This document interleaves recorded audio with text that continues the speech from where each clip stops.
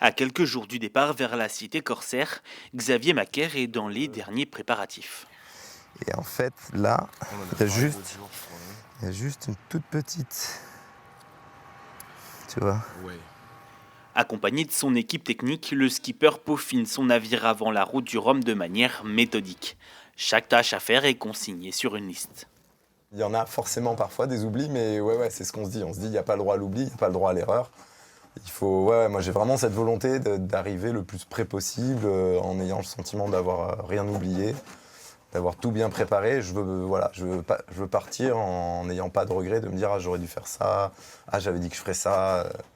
À l'extérieur, c'est aussi l'heure des vérifications du matériel. En cas de réparation sur le mât en pleine mer, il ne faudra pas se louper. Baudrier, poulie, tout devra être en bon état le jour J. Mais c'est pour ça que c'est bien de s'entraîner maintenant, à le faire au port, pour être rodé si jamais il y a besoin de le faire. Moi surtout, je souhaite ne pas avoir besoin de le faire pendant la course. Ça veut dire que tout se passe bien, ça veut dire que j'ai pas d'avarie, j'ai pas de problème. Normalement, il n'y a pas de raison de monter au mât, sauf si on a un souci, une avarie, et là, il n'y a pas le choix, il faut y aller. Voilà, tac, allez.